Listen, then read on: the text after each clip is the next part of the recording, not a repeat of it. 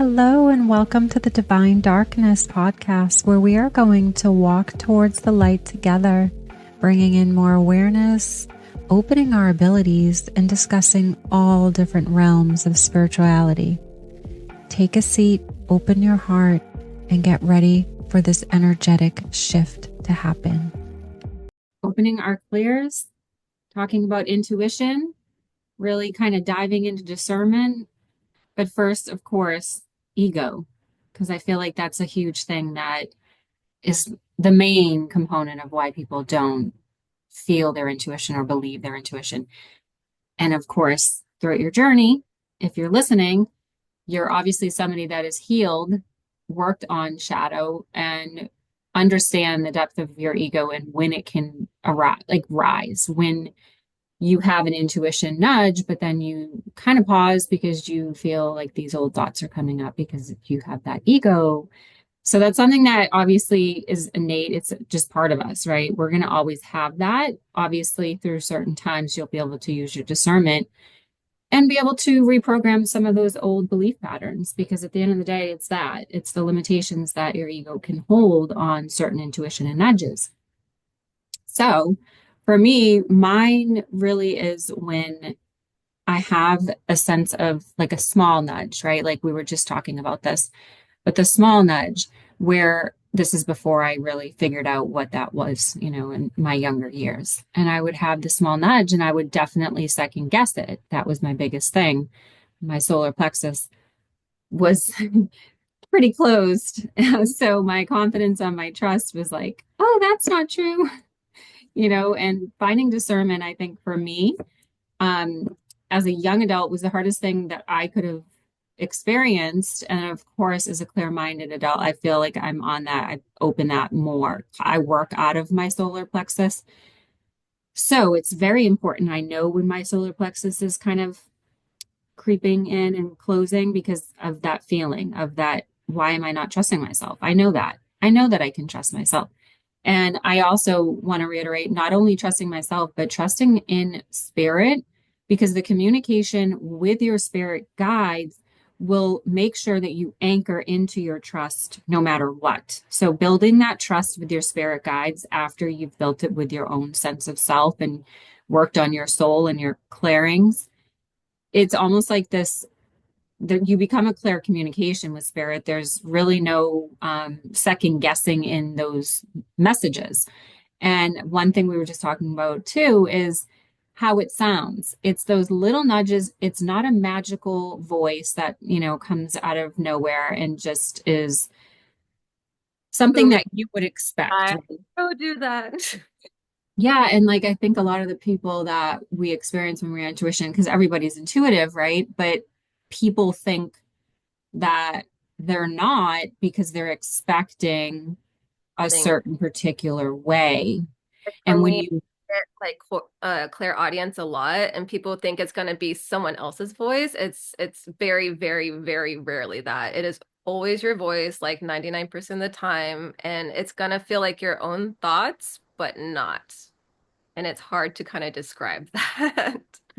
I think when you're working in the clairaudient, that is one that you have to, in my opinion, really maintain the dissolving of the ego in your own mental health, so to speak. So working in your mental health and making sure that you're in that clarity and that space when you have clairaudience is how you're going to be able to discern where and what this is coming from, because some people can go deep into that where they start hearing their own limitations and then it leads you down that path. Now, obviously, that is for someone that is not having the mentorship or not having the support, not saying everyone needs it, but it's really important if you do have clairvoyance clairaudient, to make sure that you have that type of soundboard for someone to be able to help you through it. Because I think that one is one that not many people talk about when it comes to how to know the discernment of that, especially if you're channeling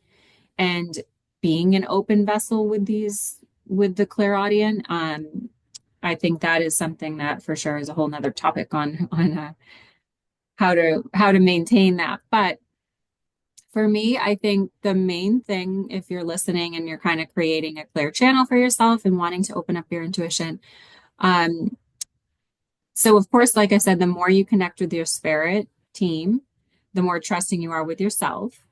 And the more you heal yourself, the more you work on your soul, the more you anchor into that ability to remember, feel, and the frequency of what that sounds like or feels like, or, that gut feeling, however that comes through for you. But everyone's different too on how their intuition comes through. I want to say, I know people, and I'm sure Ashley, we've talked about this. For me, my intuition is when I'm in that mindfulness lot, like anchoring into my breath and my heart space, where some people listen to loud music, you know? So it's your own custom way of how you get there. There's no right, wrong. And I know Ashley, you like to be in nature, right? You like to have that. Long nature walks, that's how I hear the best. Yeah. And that's a lot of expansion when you are outside and you are someone that is connecting to the crown and connecting to all that is and really trusting. The number one thing we can do is expand our auric field and being in that open space. So that's a huge thing too, is if you feel disconnected or you're feeling like, people say to go ground, absolutely. But I really recommend being like as far as free as possible with nothing around you, even if it's just a tree or whatever. But just being in an open land, there's something really, really powerful and expanding about that. That's why a lot of people, especially myself or mediums, when you go to a beach or when you go somewhere that is very quiet, it's almost like everything stops. Mhm. And I didn't know how to do that before. And so Sure. I would go and be like, oh, this is my space where I just hear nothing, feel nothing, you I'm know? I'm very hyperactive, not so much physically, but mentally. I'm very hyperactive. And I have found that for me, I have to distract my body or completely restrict me. So I will either go walking, so my body and my monkey brain is focused on moving. So my higher self, brain self can focus on hearing those specific messages, or I have to get in the bath. So I am stuck in one place. I'm wet. I can't play around with devices or like go do something. Like it's very like I have to be restricted some way to be able to quiet my mind long enough to actually hear and receive. Because like meditation has not been my friend for a very long time. I've gotten much better at it. And it was because I was trying to do the like, I thought you had to just sit still and not think Mhm. any thoughts. And I was like, that is literally impossible. I think like 100 thoughts a second. Like I Yeah. cannot quiet my brain So that. And so one thing too is like obviously for breath work for me, so when I'm doing breath work or just connecting to my heart center, that's a like 3 minute meditation, right? That's just enough to kind of drop in and receive what I need. Um, Obviously during a session, it's a link that's just created that is there the whole time. But I feel like one thing that I've noticed, so I haven't done it often, but yoga, and I know a lot of people talk about yoga, and I just recently went to do a class last week. During that class, I was receiving so much stuff that I was just almost like I was very overwhelmed to tell you the truth. It was a lot.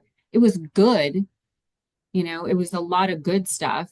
My grandfather just passed, so I went there last week to Boston up north, and I just remember being in that space where I just all of a sudden was receiving all these messages from him. And it was a very healing energy, just really connecting. And like, again, I didn't have, prior to that, I was like not meditating. I didn't expect it. I didn't go in thinking about it. I wasn't intentionally setting that. And so this can happen too. So don't feel like that obligation of needing to like have this intention ritual set up. Yes, those are obviously things I practice, but we have intuition all day long. Like we connect to that often. And in the shower, we'll receive something. So it is typically when we're doing something that we can have that receptive link to come through.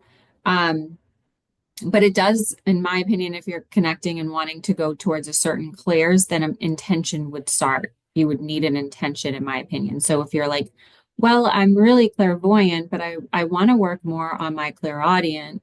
Then you would want to become more intentional set on why. What is it that you're trying to achieve? Like also manifesting it in a sense, feeling into it. Imagine how it would feel or whatever that may look like for you. There's a lot of different little practices, but it's definitely something, like if you're becoming a medium, that would be a lot more dedication, a lot more space of being committed to practicing. But if you're looking to just receive messages for your intuition, of course, and feel what that feels like, I feel there's not that much that you have to kind of, you don't need to force anything. It's happened since you've been born, right? And we just need to know when. We need to be aware of how. And I think throughout your journey in your life, you just kind of become to that point where, oh, wow, that's what it meant. Or, oh, and it's through discernment, it's through mistakes, it's through, I just, I should have taken that left turn. There's tons of traffic. I should have listened to myself. I didn't. It's that. And also, too, giving yourself grace and not beating yourself up when you do have that sense of, "Ah, I should have listened to myself. Oh my gosh." And like, make sure that you're not using the ego to bash yourself about it because that can happen a lot. And it's okay because I feel if you do not fail your intuition, you'll never know when it's hitting you. Otherwise, you're just going to be ego driven. Like, Um, so yeah, for me, one thing that we will touch on, and I will have to really kind of maybe keep it as short as I can because I have a whole workshop on dreams. And I feel like for me, one thing that really opened up the doorways was the dream state. And I think that's how it worked for me. I just kept on ignoring my messages, dissociating from it. And then, of course, through the dream state, it's always been that anchor and that connection. So if you're someone that's listening and is curious on how to open your intuition, having an imagination is the basis of it, and then trusting yourself. But if you're someone that wants to work in the dream state, I would highly recommend writing your dreams down, using the intention before you go to sleep, asking your higher self to come forward for messages that you would like to know, whether you would see it, feel it, sense it, or just know it when you wake up.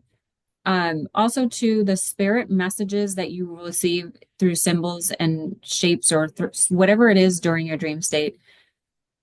They're not literal most of the time, right? So it's something that we cannot Google.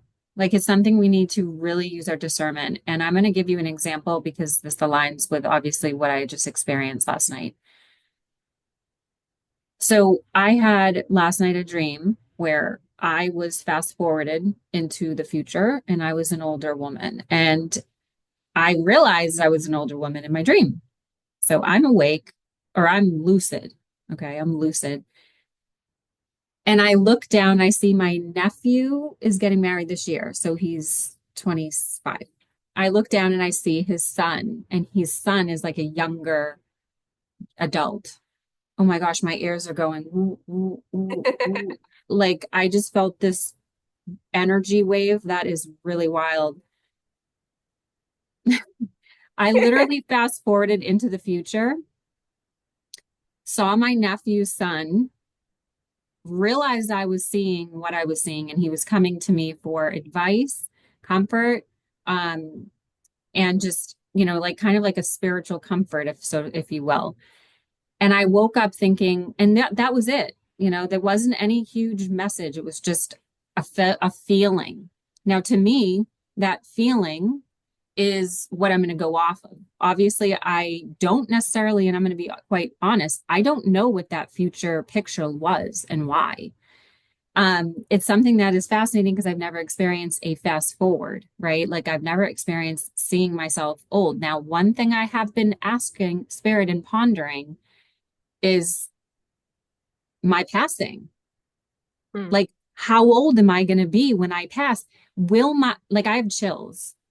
I will say I have been pondering that. I've been thinking that. I've been experiencing a huge ancestral chapter closing in my life, in my family, that I'm like, who's gonna do that?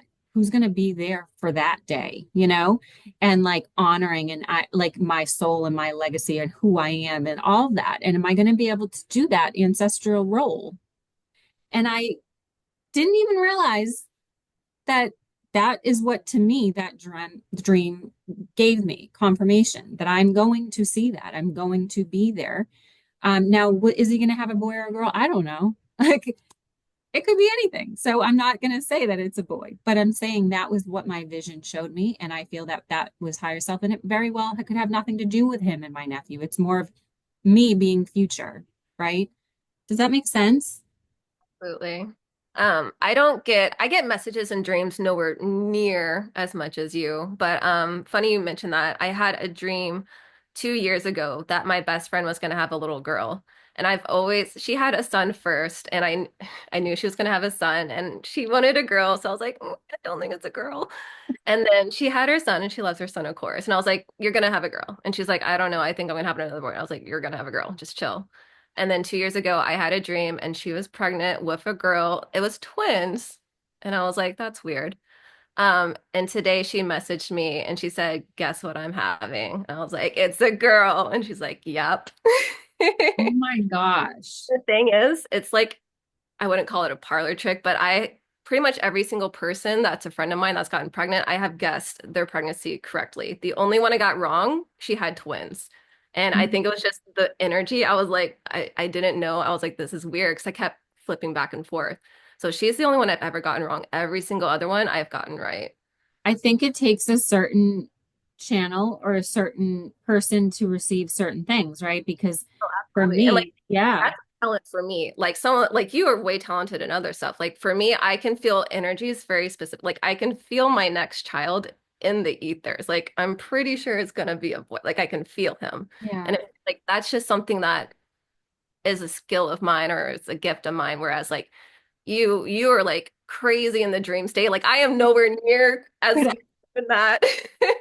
well, the funny thing is that's the beauty of it because I have no recollection, zero when it comes to gender. Like everyone in my family and my friends know, don't come to me about the gender. I'm not telling you. I'm not telling you when you're having the baby. Like Yeah. I block that off literally. So I don't receive anything. I don't want to personally. And even in my readings, once in a blue moon, they'll bring in like I see a child or that I see in someone in spirit with a child that doesn't feel the child's in spirit, right? So once in a blue moon, the spirit will show me in a mediumship like a child coming into incarnation, right? But not like so that's why I think it's beautiful that this is a perfect example. Everyone has their own unique things. Like the dream state has always been a thing where I've just felt way more connection and channel and just have received stuff in that state and it continues and it obviously as a medium it even expanded even more with mediumship but like when it comes to tell me what a certain date, I'm like, no, I don't do dates unless spirit's like, this is the day. It's all about intention too. So when you are reading people, you will learn your spirit team will give you the reading you kind of connect with to them. So for example, if I'm always asking my spirit team, show me what their nickname is, show me a memory of them, show me how you passed, whatever, the three basic things, right? If I'm doing that every single time, they're bringing that in every single time. So, but if I don't give me a date every single time, for me, it's not going to be there. It's only when they decide. So I think you work with your spirit based on how obviously it comes through to you. Over time, it evolves, right? So, I think that's so important to know that everyone has that unique gift and unique ability. Um, For me, and I'm clairvoyant and clairaudient. My other clairs are not very strong. I know you can feel very like clairsentient. I think you may have frozen. yeah, I'm not seeing you either. Little. I got you back. Awesome. Yeah, So for like for me, me, like, I can't like I can't touch something really and like feel the energy of it. Like that's not something I've really developed yet. That's not my natural like way. I've always seen things, I've always heard things like my whole life. Like those have always been my strongest clairs. And I haven't really devoted a lot of time into the other clairs. So I would like you perhaps to discuss like how do you develop a clair that's not really your strong suit? Yeah, so the clairsentient, for me, or just that feeling of being empathy, like having that huge amount of empathy for things and for energy, has been in tuned since I've been born. Like that, places that I've been to when I was little, I understand why it all makes sense. Things I've touched or went into stores, and just I understand why I felt the way that I did, especially in school. And I think that type of feeling is something that I don't know if I can say that it builds, if that makes sense. But it doesn't mean you can't have a clairsentient feeling or like a hit from your guides of like, oh, that felt, I totally get it. Do you know what I'm saying? It's, to Like me, I it's like a constant feeling, right? It's a constant feeling. If I'm in a room, I'm just kind of constantly feeling energies. And so for certain periods of time, I have to make sure that I maintain my energy, where I'm going, and all of that. Is that what, does that make sense? And so like I do experience clairsentience, like I do feel energy, but for me, I get very, very overwhelmed by energy very easily, and it's super hard for me to disconnect from it. So I feel like I have literally blocked a lot of being able to feel that because it is so extremely overwhelming for me. And I never learned as a kid how to not let it completely like engulf me. So what it's, yeah, and what I'm sensing from what you're saying though too is a lot of it can stem from your mental layer. So the thoughts. So like if you're in your thoughts a lot, you're not, yeah, you're not going to have that clear feeling or a clear channel of receiving hits from your lower chakras, so to speak, right? Like your solar plexus, your gut. um, it's going to feel a little distorted, I think, when you are in your upper mental layer thoughts. So the more I feel you would quiet that and be more out in your nature space, bath, etc., I feel that is how you would replenish maybe and reboot your clairsentient. How do you feel when you go into a like a thrift shop or a antique shop? It's a lot. I used to go a lot when I was younger. I don't know, the energy, I want to say dirty, but like, do you know what I mean? Like, it just feels like Heavy. so much gunk. It just feels very murky, like energy. And I'm just like, I like it, but I don't like, because there's like some energies there that it's like fun. And then there's other energies I feel I'm like, I don't really like how that feels. And so Hmm. I stopped going to thrift shops a long time ago. Yeah, I mean, I totally get what you're saying. I, on the other hand, love going to antique shops. Like a lot of my stuff is antique. I think that the way that I perceive it now as an adult has helped me, and how I've cleared my energy, how I maintain my hygiene of that obviously can help. So maybe just doing more of that, but you don't have to force yourself to go to somewhere you don't necessarily care for either. And I love antique shops, but I haven't been since I was in my younger 20s, like before I really started like developing my spiritual like gifts and stuff. So it would be interesting to go. I should go see how I feel in an Yeah. antique shop. I feel I like think I'm much better. I still struggle with keeping energetic boundaries, especially with people. Like it's still a very active, like I have to really mentally think about blocking their energy out. yeah. So it's very it takes a lot of energy to block out their energy. But I feel like I've gotten a lot better of not absorbing like every single person around me. Like I've always hated going to grocery stores. Like I would stay home as a kid. Like I hated going to the grocery stores as a kid. I was like begging my parents, like, let me stay home. I'm 10, I'm fine. I won't answer the door. I'll hide underneath the bed, like I whatever. think that's important too, what you just said, though. Setting strong boundaries with yourself and with spirit is extremely important. So that was one thing that I noticed that really put a damper on my energy was the boundaries that I didn't set in my physical life, and that I didn't realize that I needed to even incorporate it even harder in my mediumship, right? And in my intuition. So one thing I would recommend, because I've experienced firsthand, is to carrying selenite wherever you go if you are going into a thrift shop. Selenite, calling in Archangel Michael. Selenite is going to immediately, protect you from any absorption. It's going to clear your energy. It's going to protect you from feeling all these pings and all these things coming towards you. But I think the discernment of that, but using boundaries is the best thing that I would say, for sure. And it's funny because I've never had good boundaries in life with people in general. And of course, that has extended energetically into the spiritual realms. I was actually recently talking with one of my best friends, and she and I have both really attractive people who tend to take advantage of us and who cross our boundaries. Like people that have become very close with, they like take advantage of that closeness and our openness, and to the point where we have to literally break up with them. And she and I have both had to break up with multiple friends. And she had a friend that was like, why do you think you have to break up with people? Like, I've never heard of that. Like, why do you think you attract these kind of people? And of course, the ego at first is like, I'm not doing anything wrong. I didn't ask for these people to come and abuse me. And I was like, that was both our first ego response. But I was like, I've always struggled with boundaries, and she's a people pleaser to the core. She's always struggled with boundaries. So I was like, I think we're very open, very empathetic people, and we attract people that need healing. Like healers attract people that need healing.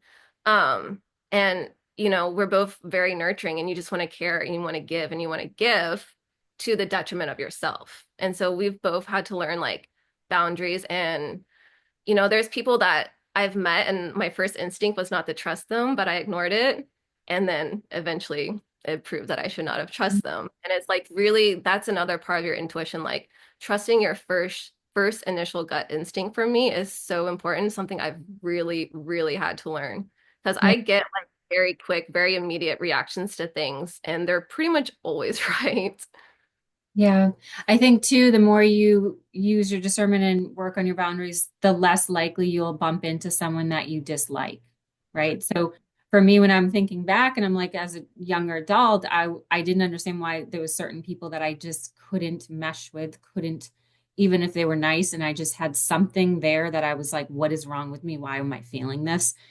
But it was because it was telling me something about this particular person. Now, as an adult and as someone that we've worked on our journey and we're continuously evolving and growing, I see less of that. I don't even see anyone in my life that I dislike. Like literally, I'm very thankful for that. And even if I do see someone that I'm like, not so fond of, I have absolutely no problem with protecting my energy and being around this person and letting this person not at all. You don't have to let this person in to be around them. I'm speaking as people that have to be forced, right? Sometimes we have to do that. I think it's about your mental space, your protection of your energy, your clarity, your perception, and your boundaries with what you have with spirit. Because at the end of the day, my energy, your energy is as big as we make it. And anyone else around us, everyone else around us can feel it. So as long as we're working on our energy, our space, and we are healing and growing, everyone around us is going to do exactly what they need to do. And we're benefiting that too. So I think that there was one thing when I wanted to talk about real quick when you were talking about places that you didn't like to go to. And that's probably, I've come to this conversation before where the amusement parks, roller coasters, places like that. I have never in my life, and I live in Florida, so it's like everywhere I look. And I realized that it's because of the heightened emotion you experience there and the thrill of and then the nausea and all of it. I mean, I immediately get sick, even on plane rides, unfortunately, but it is due to motion sickness at most of the time. But I can mentally prepare myself and I don't feel nauseous on a plane. But I will say though, the amusement parks and places like that and places you can avoid being an empath and a clairsentient and working on your intuition, I would probably do until you have these strong set boundaries. That's what I wanted to add into that because it's important to maintain that. Now, if you're wondering how do I maintain hygiene or connect or clear and all that, obviously intuitive energy healing, Reiki healings. But I would recommend like creating a sacred space for you, ritual, sacred space, connecting to your body, connecting to your intuition. Maybe you want to do a little sacred space in your house, or maybe you want to go to yoga, or maybe you need to go outside, however it feels, and just opening your own prayer up, however that would feel, and connecting to your energy, your field, expanding that, of course, and really kind of just using your discernment on how else you would want to do it. I don't want to go into a huge clearing and how that would work, but if you're interested in working or doing that, absolutely book an intuitive energy healings. And learning more about it, really, because anyone can do it. It can be easy, quick, or it can be long and thorough, however you find it and feel. Yeah, for sure. Me, I usually like I just envision like this like white golden bubble around me whenever I go out as like an energetic protection. Like it can be as quick and simple as that. I'm constantly praying to Archangel Michael, like keep me safe, keep me protected. Mhm. Especially with driving, so I'm terrified of being in the car. But yeah, I There's, think go go ahead. ahead. Oh, I was just going to say there's one that I like to do that I can't really explain on without the video, but I will say if you can close your eyes and think of blowing like the breath out your mouth, like normal breathing, and each time you blow out your mouth, your aura is expanding. So almost like a creating bubble, but I don't want to say bubble because we want our crown chakra open. We want our root chakra open. Little bubble. I don't know how to. Yeah. So the exterior of your auric field, but you always want to make sure that you're connected to the highest source of white light in your crown and anchored into Mother Earth when you're doing that, because you don't want to seal everything and close everything. You want to be able to receive and give and obviously love, right? So just It's that's more a of little a thing. filter, not so much of a hard wall that you're putting up. Correct. Yeah. Yeah, or I like to envision my auric field spinning all around my auric field, just a couple minutes of doing that in my mind and feeling that of my whole entire auric field spinning and Archangel Michael Metatron grounding and connecting to that. There's so many little rituals and so many quick practices. You could even recite it, really it fits whatever fits. Or and also too, if you feel off and you're like, I don't like this feeling, why am I feeling this way? We'll kind of sit with that, see where it's coming from, and just ask your higher self to remove it, right? You don't have to keep that. There's energy there that needs to be moved around. Try sound healing, try, yoga nidra, the space. Sitting in the power is one too. That is really beneficial if you're practicing mediumship or if you're practicing connecting in a deeper level. Sitting in the power is really expanding your solar plexus, your personal power, your connection to all that is your wisdom, your ancestors in the highest of good for your connection. Sitting in the power is just really expanding your auric field, so to speak. Um, I do have a worksheet, a workshop packet that I would love to send to whoever's listening if you would ever be interested. It's all about sitting in the power, intuition, and developing your clairs and connecting with your guides. So you can Girl, email me with that. Erica is my mentor. It's actually my birthday's on the 21st, and that's when I signed up with Erica last Aww. year. So our 1 year anniversary together it's coming up. Oh, Um, wow.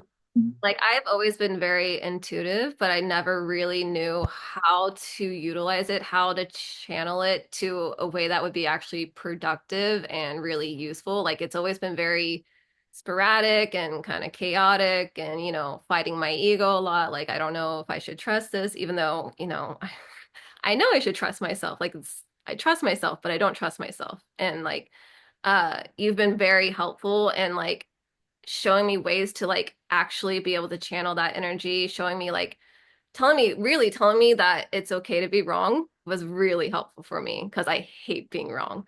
And I feel like if I'm wrong, then everything's wrong. Like if I get one little thing wrong, everything's wrong. And then I don't trust myself.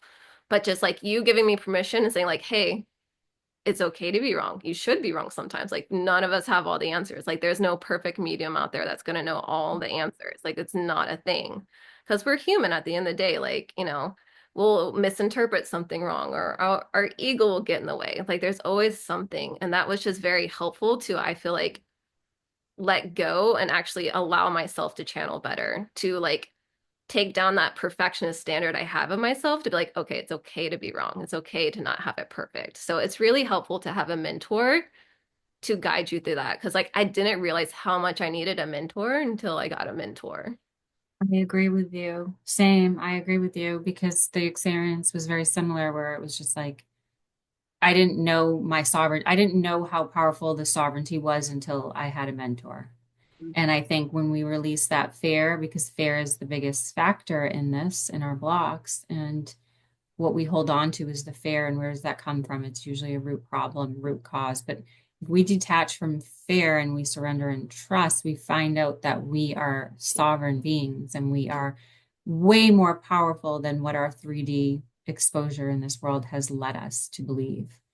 And I think that getting that space is definitely not done alone. I didn't realize that either. And I thought on my journey of being, doing my readings and being a mentor, I was like, before I was a mentor, I needed a mentor. I needed that in my own space, and I knew it was time, and divine timing happened and it evolved and it fell exactly where it needed to be. And I look back and I realize how beneficial that was and how it invested in so much of me for my practice, and to be able to help others do that is really the main reason of why I do what I do. And I'm sure the same with you. And I like to make sure people go through that in a space of kind of finding your own sovereignty, right? And your own little way, because we all have our unique gifts, unique abilities, and our unique voice to spread and share to so many in this world. So I think Yeah. it's really important. For me, where I was at on my journey last year was like a huge, and still is a huge thing about surrender and trust. Like that's been my two biggest lessons the last year and a half. And, for me, I need a lot of validation that what I'm feeling and hearing is correct. And so often I'll get a download from spirit and then, you'll give me like a little quick card reading and it literally is like exactly what they told me like the day before. And so, just having someone, I don't need it so much anymore, but definitely at the beginning, I needed someone to validate what I feel and like what I was experiencing and like, the right mentor. Like I signed up with you because like I had been in your life several times and like everything you said, I was like, it hit to the core. And I was like, this feels right. And for me, I'm very impulsive, and sometimes that's a really great thing, and sometimes it's not a really great thing. But I've noticed that for me personally, not for everyone, spirit wants me to trust my impulsive thoughts, really trust like just these quick little blips that I get because I get so many of them, and it doesn't have to be big. Like for you, it was like, I need to sign up with Erica today. And it was like a thing. It was a good thing. I had written a children's book and I have a tendency to delay things and procrastinate. And I got this feeling, I was like, you need an editor right now, today, do it, or you're never going to do it. And I did it and it was great. And I got like the editor, she did like the Hunger Games. She edited the Hunger Games books and we were able to get her, which was super cool. But there's this little story. So I've been really working on trusting myself, but the reason why I've started really trusting just like the tiniest nudges was, I think it was 2 years ago. I had this little essential oil diffuser thing. It was like ceramic, and I had it on my upstairs banister, which was like it's like flatter and wider, so I could like fit it on there. And I had it up there for the longest time. And then we got a cat. His name is Osiris, and he had been with us for like 2 or 3 months. And then one day I just left my daughter's room and went past the diffuser, and they're like, you need to take that down or Cyrus is going to knock it down. And I was like, no, it's fine. He's never bothered it. It's fine. A week later, pass it again. They're like, you need to take it down or Cyrus is going to knock it down. And then they showed me the image in my head of it crashing down to the floor and shattering. And the thing is, where it was sitting, it could go to the left and fall on the soft carpeted stairs and probably not break, or it could fall to the right and completely fall down to the tile and shatter. And they showed me that one. And I was like, no, it's fine. I'm just being paranoid. Like that's my thing. I'm always thinking I'm like being paranoid. Um, and then like probably a few days later, they're like, take it down. Like now, like they get very certain of me when I don't listen. And I was like, okay, I'll do it. guess who didn't do it? Because I was in the middle of doing something else. I was like, I'll come back and do it. But they were like, do it now because they know me. They know if I don't do something right now, I'm going to procrastinate and not do it. And so I was like, I'll do it. Didn't do it. A couple hours later, I hear a smash crash. And I immediately knew. I was like, he knocked it down. And sure enough, I go out. It's not on the banister. I go down to the stairs. Obviously, it's not on the stairs. Otherwise, I wouldn't have made that big of a sound. And it was shattered completely on the tile, exactly how they showed me.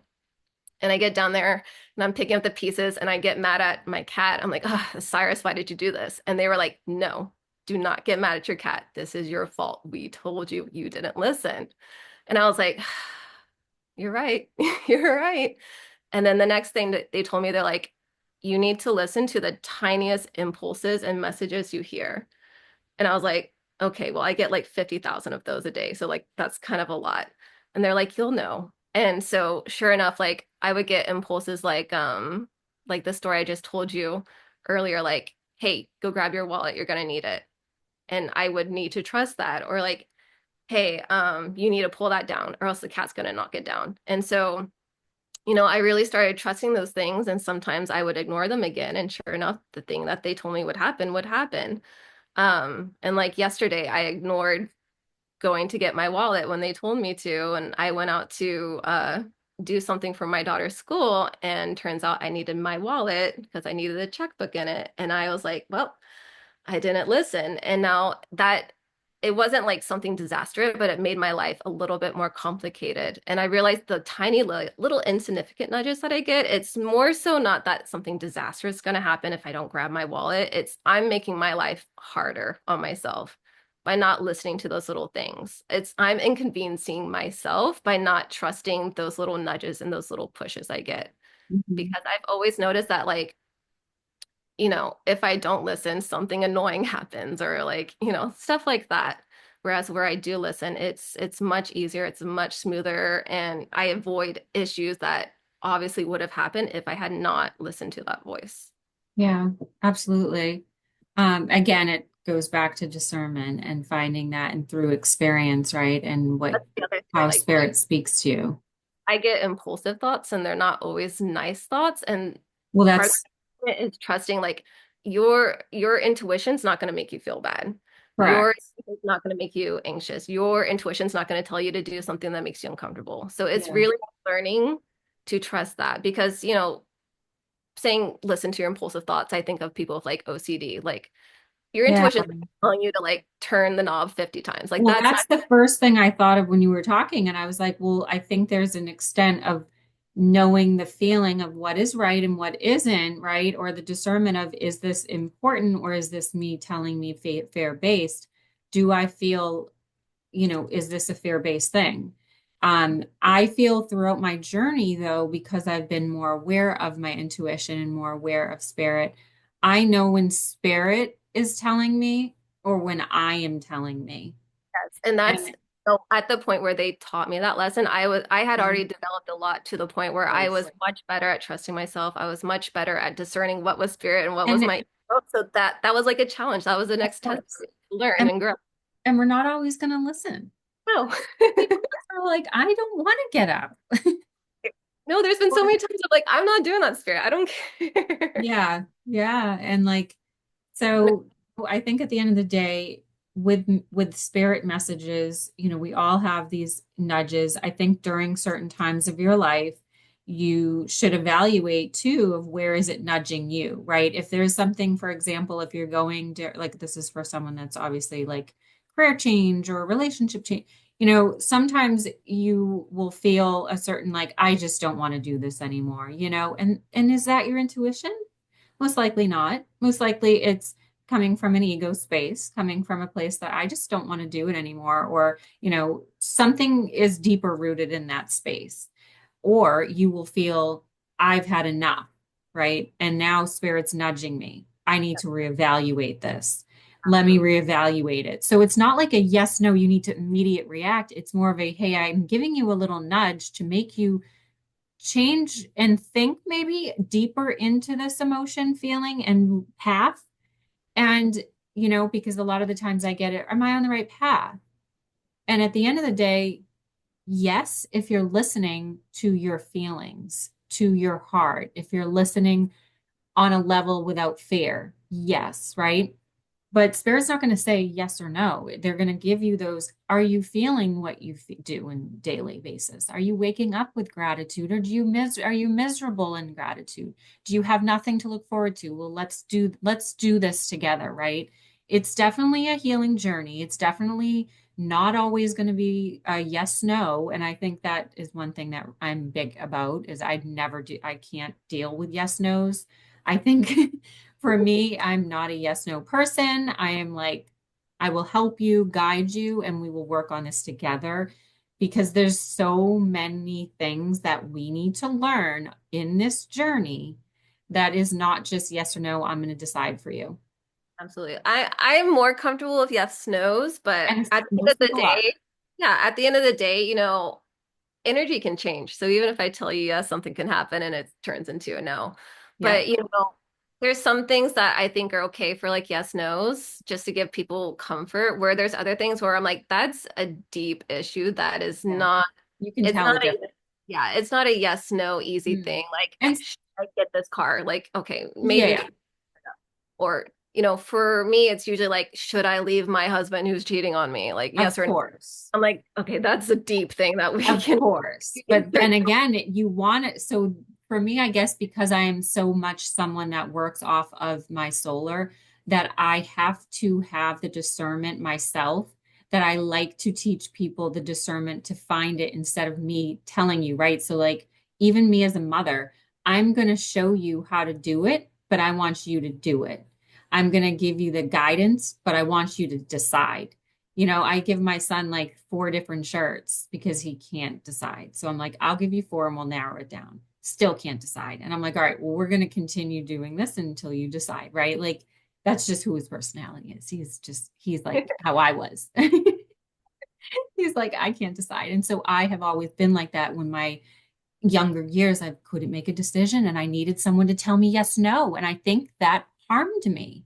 I think that did not help me at all. My mother was a yes people pleaser.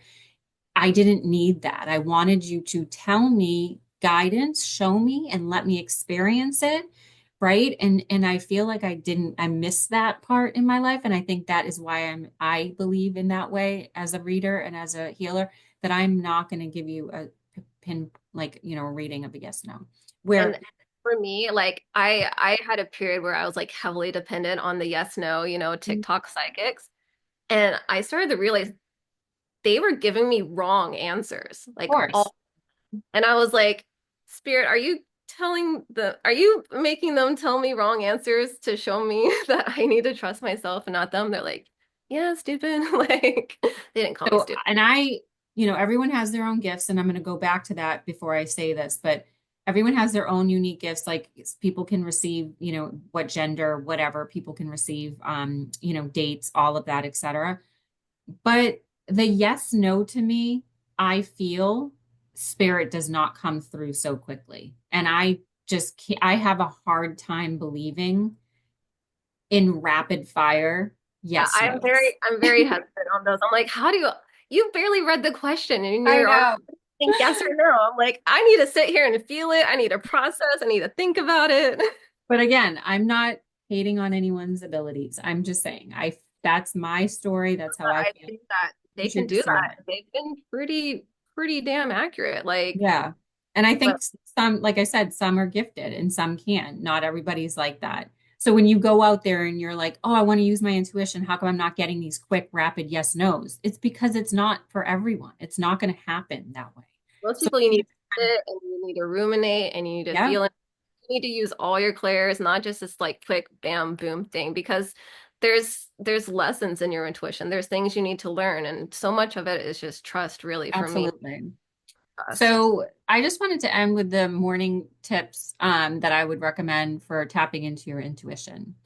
So this is just a little ideas on ways that you can work on your own abilities and connect. And of course, waking up early and doing the meditations or practicing a prayer or doing an energy clearing and just setting your intentions for how your day is going to look like, feel like, Being excited, bringing in more excitement and fulfillment and joy and gratitude in those moments would be really helpful for like, I would practice that at least 7 days, or even if you can for 30 days, that's fantastic. And then just writing down, this is more for also too, someone that is wanting to connect with their dream states, but, or even journaling, writing down the first feelings you're feeling when you think about your dream, or if you're going through a certain heightened emotion throughout your day, maybe just journaling that quickly. And this is just going to help you access your own, your own intuition by bypassing and pushing your ego aside in certain moments when it's heightened. And of course, call upon your higher self for any insights and downloads that you want to receive throughout your day. So if you're needing more clarity on certain things that are a little bigger than just obviously a yes, no thing. And those can take time to develop too. So be open to no limits to when you may receive that. And then, of course, being open to all your senses. There's no limits here. We're limitless. So like, I literally smell things sometimes. Like yeah, I don't smell often, but I get smells sometimes. exactly. Exactly. And of course, setting your ego aside while tapping into it, your intuition is the most thing. So stepping into your heart space before you go to react or respond or receive any of that is really, really ideal.